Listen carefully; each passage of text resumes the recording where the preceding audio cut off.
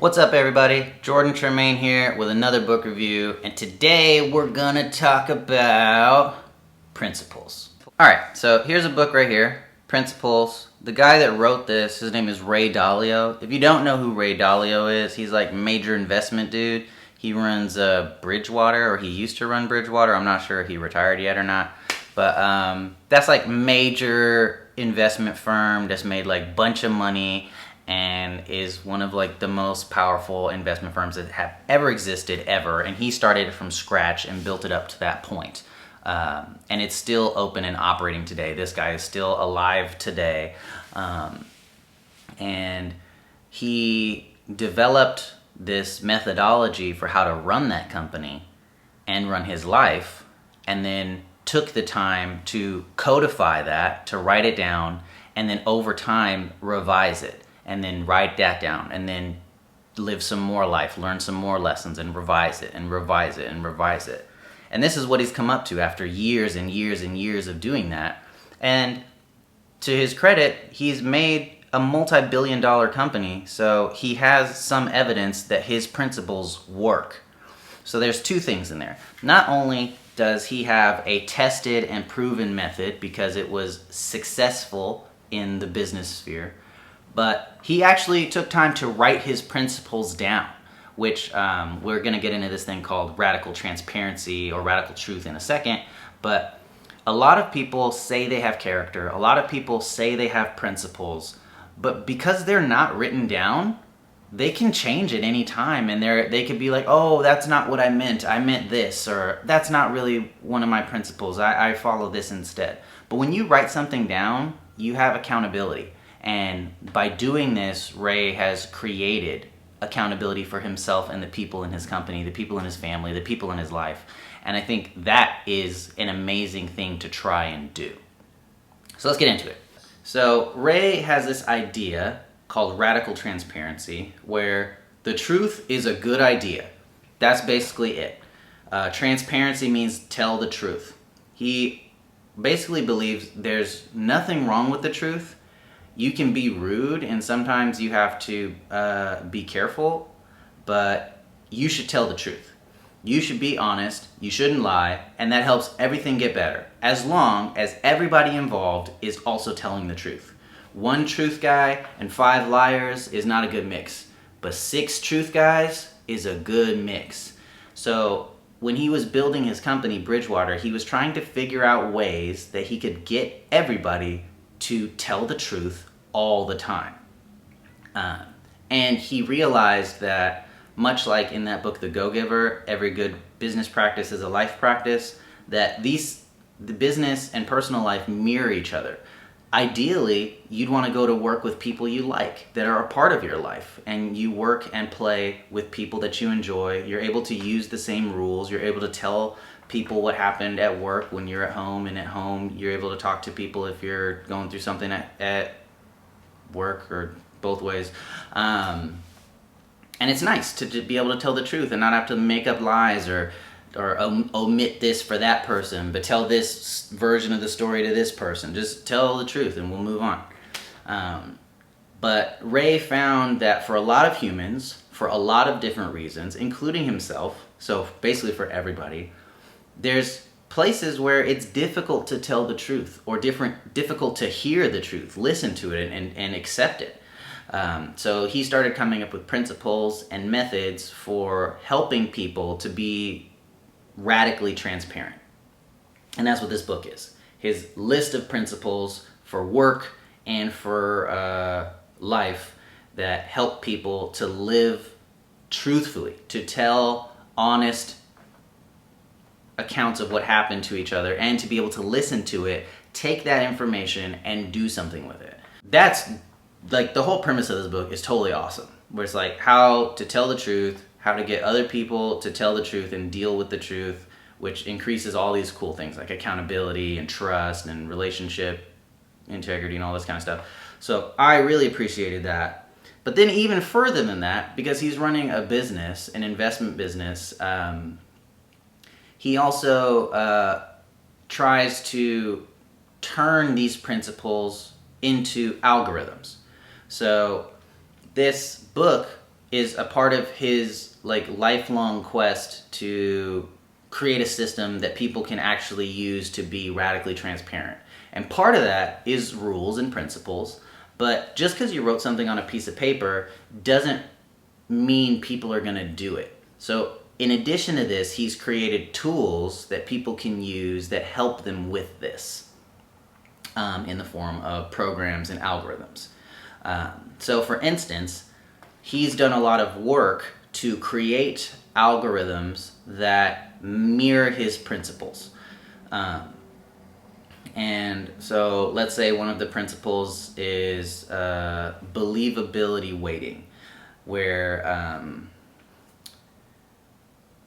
in an average setting, today at least, from my point of view, everybody's opinion matters. Everybody gets to say something and we have to listen to everybody.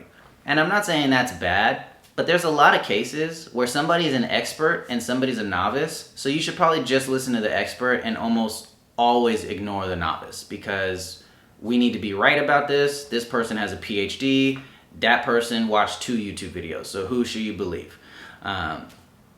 And when we let everybody have an equal voice, it makes the expert's voice less and it makes the novice voice more, so it leads us more to like making bad decisions.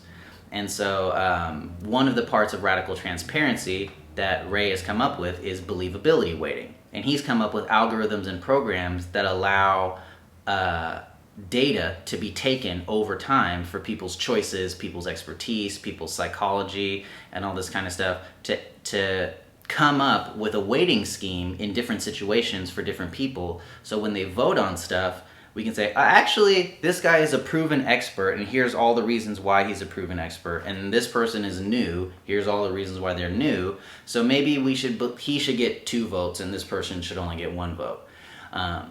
And he's created this like computer system called a dot collector that helps with that. And the dots are like little pieces of information over time, and it builds up more and more dots and creates more and more of an accurate picture of who knows what they're talking about. And his company, Bridgewater, runs their votes, like in their meetings and stuff.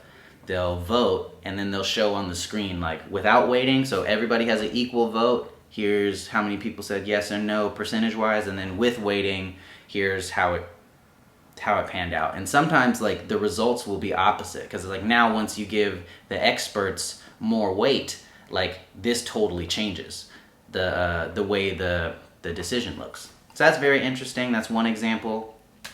Another thing he does to make a tool that actually is meant to turn these principles into a real life thing we can act with is something called baseball cards, where there's different psychological tests, like the Myers-Briggs test, where you take it and you answer a bunch of questions, and then it kind of helps you know, like, oh, you're a very creative person that can come up with really cool ideas, but maybe you don't have good time management, or maybe you're also disorganized. And it gives you this kind of profile of your traits based on this questionnaire.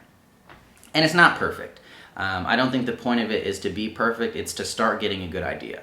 And so at Bridgewater, they've taken multiple of these types of tests and kind of put them together in a package. And everybody that works at Bridgewater has to take these tests, and they get these results, and then the results get compiled into kind of like a baseball card, where like in Major League Baseball, every player has a baseball card and it has their stats. It says, I'm this fast at running, I've hit this many balls, I've caught this many balls, I've made this many home runs, and it gives you all the stats, so you get a quick look at how good or bad that baseball player is at different things. And it's the same thing, but in a business environment where people take these psychological tests, and then it gives you this baseline for everybody, and everybody's able to see all the baseball cards. So you can say like, okay, I need some help on this next project, and so I need to pick 2 people to be on my team. And then you're like, okay, well, based on my baseball card, I'm not good at time management, but I'm really good at organization. So let me go find someone else that's good at time management. And you can look at the baseball cards, and based on people's tests, you can say like, oh, this person's actually good at time management, or maybe I shouldn't pick that person because they're in this quality range or something like this. And this may seem super judgmental and harsh, but the point of radical transparency is once everybody's on board, now that we have this information available, we can make good decisions. People get to be placed in the spot where they can be the most productive. We're not lying to ourselves and using our ego to push things around. We're using data and truth to say, hey, you're good at this, so go do that. You're good at this, go do that. You're not good at that. Stop doing it. Go do this other thing you're good at. And it helps us to actually do what we should be doing. And one of the interesting things about baseball cards is, yes, there are some psychological tests that people take, but the dot collector that I was talking about earlier actually plays in over time to information that's fed that updates and helps the information in the baseball card become more accurate. So the baseball card is something that's evolving, that's based on people's original test scores, their performance at the company, other people's opinions of them. All the information that they have available, they try to put together into this simple format that everybody can read.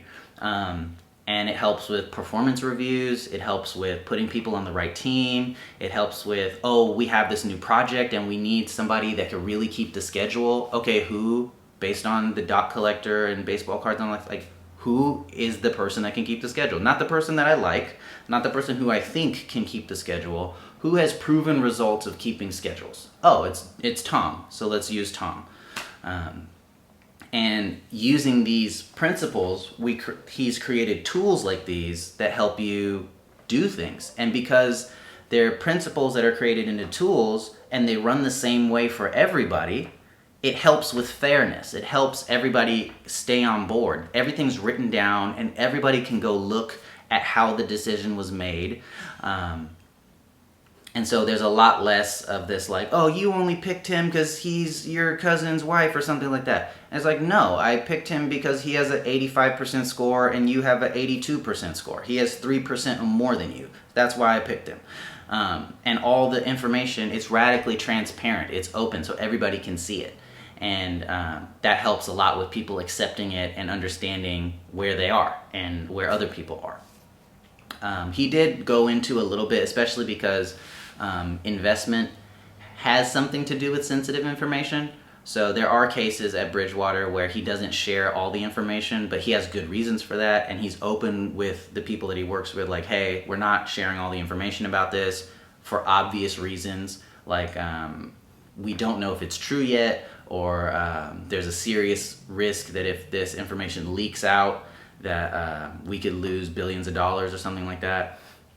So there are cases where you can't be radically transparent, but you should understand that as much as you can, you need to be, and then if you withhold information from people for too long, or you keep doing that, it kind of undermines the system. But you can do that in special cases. But it talks about it more in the book, and yeah. So I think I really like this book. It does have a lot of pictures, very simple pictures that help you like get an idea of what's going on. So let me see. So like here's a diagram that's being talked about in this page right here. A bunch of these over time. But it really paints a good picture of why telling the truth is a good idea. Why working with people that want to tell the truth is a good idea. And what are the ramifications of that? Where if somebody's not a good fit for something and you have a bunch of proof about that, it's okay to remove them from that position. Even if that means firing them, that's fine. Keeping them in that position is actually a bad thing because it's lying to everybody. It may be stressing them out unnecessarily or putting all this extra weight on the rest of the team because they're not a good fit. And they could find a much better job that's a fit for them, but you're keeping them here for whatever reason, and it's not good for anybody. So it gives a lot of good perspectives and examples of how you can help people to live in truth and deal with each other truthfully and the benefits of it. And also talks about the realistic difficulties of trying to get everybody into a system where they trust each other and can tell the truth. And And one of the things that I thought that this book did really well was balance like work and personal life, where it talked about the impacts of radical transparency with both and how they can work together or they can be difficult. So there's a lot of examples in this book, a lot of cool tools, and Ray Dalio has taken a lot of the tools that he has made at Bridgewater, like the dot collector, like baseball cards and stuff like that, and put them online. So I think if you go to principles.com, I think I'll put the link in the description. But he's saying this is a good idea. I built it up at my company, but I think it's a good idea for everybody, which is why I wrote this book. So if it's helpful for other people, they can do it. And these tools that I'm talking about, as I make them good enough for the public, I'm going to release them to the public because hopefully it'll just make the society better. So I think this is awesome that he's doing this. He's trying to educate people. He's trying to get people interested in truth. He's trying to get people to work together better, not just for his own company and his own personal life, but everywhere, because he's releasing all these tools. He wrote this book and all that stuff. So I think this book is definitely worth a read. If the tools that he's talking about are relevant to you, I think they're worth looking into.